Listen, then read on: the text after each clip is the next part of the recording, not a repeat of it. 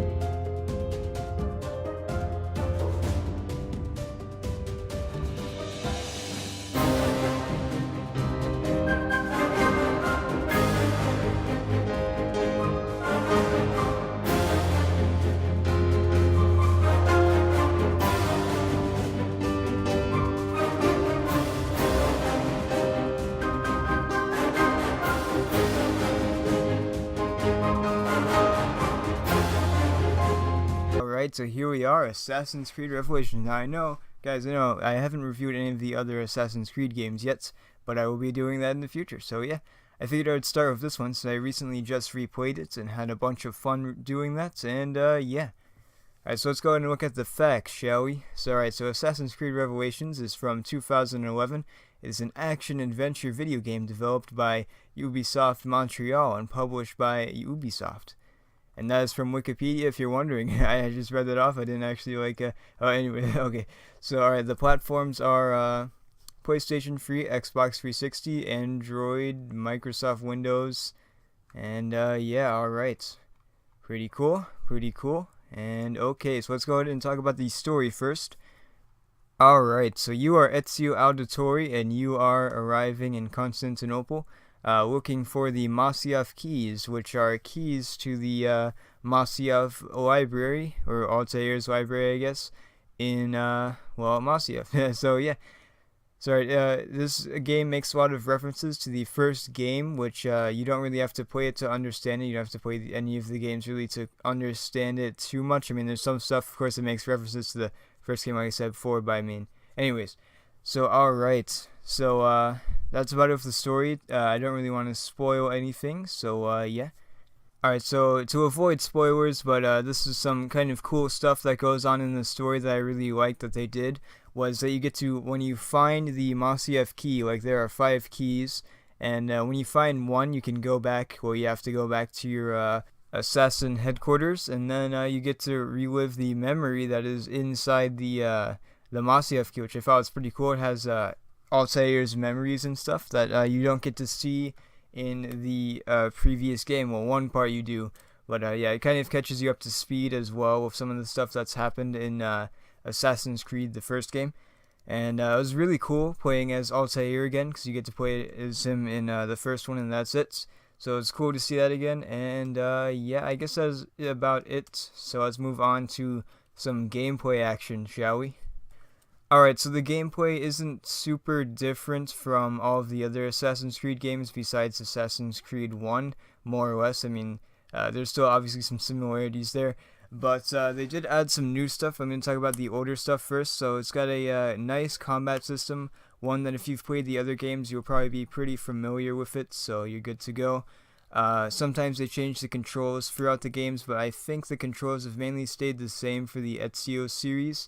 So there's that. Because of course you can counter steal, you can do some other stuff as well. You can of course fight. There's numerous different weapons and some other cool stuff like armor and whatnot. So we'll talk about that in a second.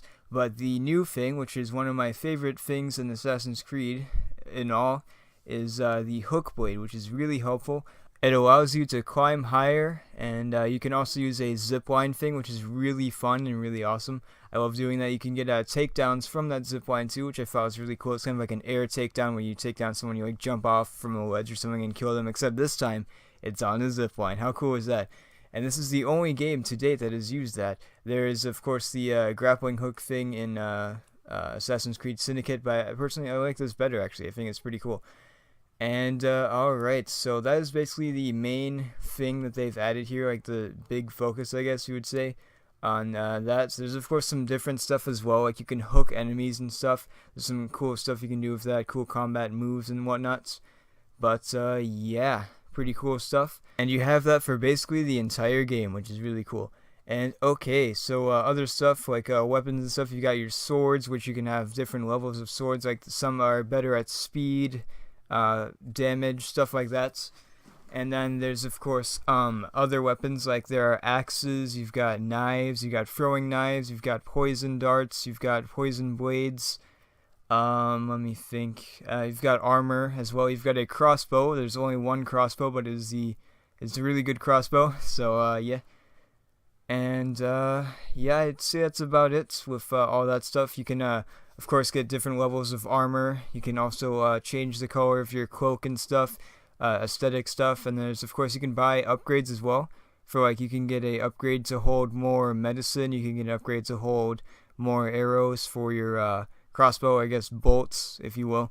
And then you can get an upgrade to hold heavy weapons. Like there's a huge sword that you can get. There's a big axe you can get as well. So yeah, pretty cool stuff. And you can also call on your buddies, which are, well, not like your actual buddies, like your friends, like, hey man, you want to go play some Assassin's Creed Revelations? No, this isn't multiplayer, sadly. There is a multiplayer to this game, but you can't like join another person's game in the campaign.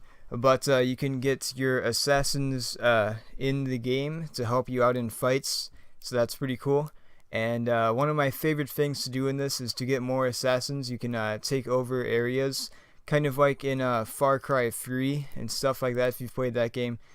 It's got some similar mechanics, like you can use viewpoints to unlock more locations in the map, like a more in-depth map, which I thought was pretty cool.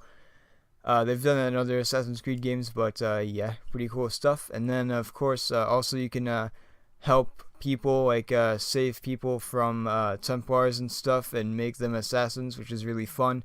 And then you can send them on missions to capture other cities, which is really fun as well. And it's really rewarding in the end. Like, it gets you some good money and stuff. And yeah, very fun stuff. It's actually, when I played it first, when I played Assassin's Creed Revelations the first time, I really didn't focus on that stuff, just the story. But then my second playthrough, I think I had a lot more fun because I focused on other stuff. So yeah. Another thing that I forgot to mention in combat is the bombs. They added bombs to the game, which I thought was pretty nice. Like, you can craft your own bombs and stuff.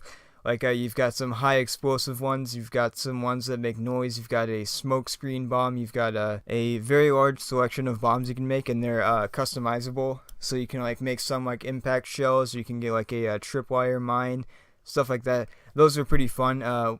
When I first played through the game, I didn't really focus on that, but when I started playing through it again, I decided to screw around with those, and that was a lot of fun. So yeah, now the game's graphics are really good. I wouldn't say that they're next gen, but they are still very beautiful, and the game runs rather well, so that's cool. And yeah, there are some fun little missions you can do. Like there's one where you get to control a horse cart. None of the missions really like I don't really have a favorite mission, but I liked all of them, so that was cool. Well, actually, I guess there was one mission that I liked the most, which is like you get a huge flamethrower and stuff. It's really cool. You have to play through it to see that, but yeah.